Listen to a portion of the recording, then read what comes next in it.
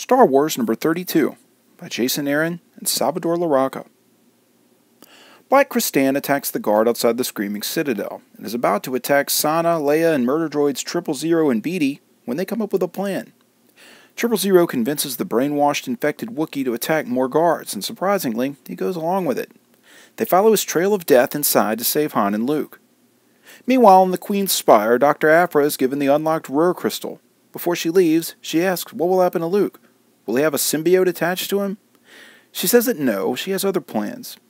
He begs Aphra to help him as she turns away and leaves. The Queen is told by their subordinates that the Wookiee was infected with a symbiote by his friends outside quarantine. She tells them to destroy him and then turns to Han Solo. The symbiote sticks into his neck and he too is born again into a servant of the Queen. Back in the tunnels leading to their friends, the rebels continue following the Wookiee. Needing information, 000 prepares to torture one of the still-living guards. He's later fired upon from behind, and the group turns to see a brainwashed Han. He separates them and corners Leia. Meanwhile, the two murder droids wonder where Aphra has gone and if she sarcastically has betrayed them, which of course she has. She attempts to buy a ship to flee when the crystal starts talking to her. It tells her that she's filled with regret and has faced many tragedies in her life. If she leaves them behind, this will be yet another. Back in the tunnels, Han prepares to infect Leia with the symbiote when she kicks him in the crotch. Sana blasts the rest of the guard and convinces the droids to help her find Aphra. She finally sucker punches Solo and rescues the princess. The issue wraps in the Queen's quarters. Luke frees himself from her apparatus and attacks the guards, finally reaching his lightsaber. The two of them engage, though the young Jedi isn't much of a match. She pixelates around him, proving herself a difficult target, when suddenly there's an explosion outside. Dr. Aphra has returned. The Queen is furious for her going back on their bargain and asks for a symbiote to control her mind when Aphra says, "Yeah, about that."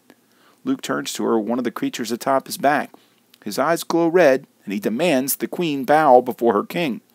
With that, we're left to be continued. You know, one of the cool things about this book is that you get to watch a young Luke develop. One of the less talked about things from the original trilogy was seeing him slowly gain control of his powers. Almost this entire series centers around his diminished yet improving skills. It's also fun to see the trio of he, the princess, and Han Solo have more adventures in a world filled with prequel and sequel trilogies. They do a good job bringing something any Star Wars fans can enjoy, especially the older fans. I give this one a 9 out of 10. If you like this video, there's hundreds more like it, spanning several current and classic story arcs. Click the boxes here for more playlists. This video is also accompanied by my blog at nerdiestkidyouknow.blogspot.com or nerdiestkidyouknow.com.